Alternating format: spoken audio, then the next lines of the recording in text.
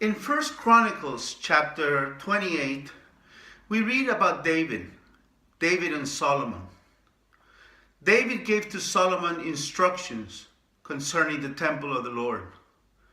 David had in his heart to build the temple, but God had told him that he was a warrior and he had shed much blood.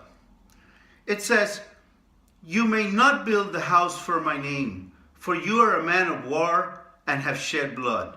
First Chronicles chapter 28, verse 3. God told him that his son Solomon, who would come after him, he would build the temple. Nevertheless, David had gathered gold and silver and precious stones and bronze and wood. Everything necessary to build the temple, David had prepared it. So he gave to Solomon all the materials and everything necessary. Not only did he give him the materials, but he also gave them the plans. It says in verse 11, it says, "Then David gave Solomon his son the plan of the vestibule of the temple and of the houses, its treasuries, its upper rooms, their inner chambers, the room for the mercy seat, the plan of all he had in mind for the course of the house of the Lord." So Solomon received everything necessary to build the temple. Solomon did not have to invent.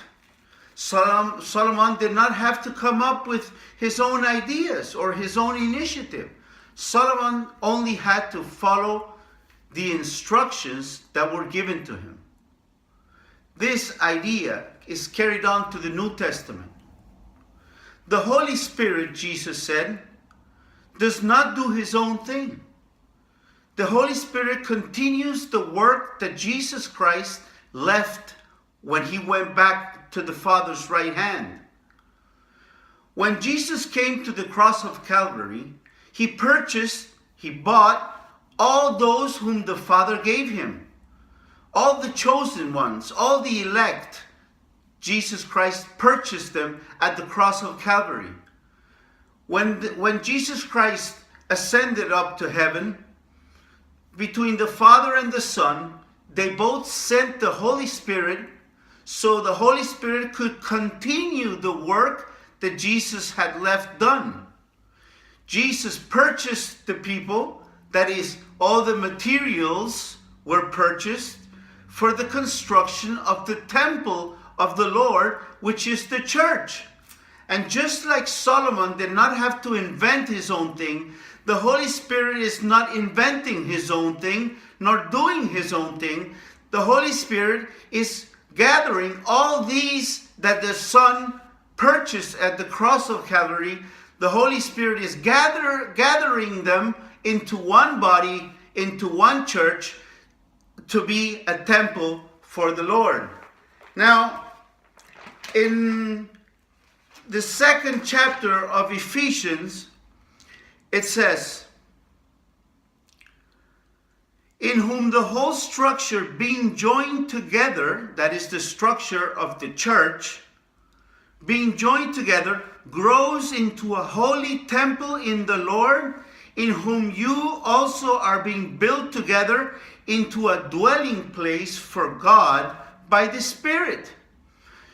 The Apostle Paul speaks of a building, a structure that is growing to be a dwelling place for God by his Spirit.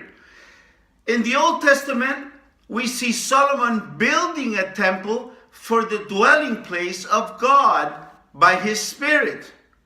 So we speak of in the New Testament, the temple of the Lord, which is the church, is a dwelling place of God by his Spirit.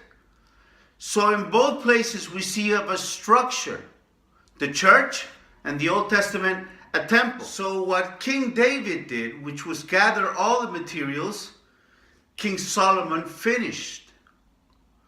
The same way, all that Jesus Christ did upon the cross, the Holy Spirit finishes by gathering all the elect into one body. It's the same thing that Moses and Joshua did.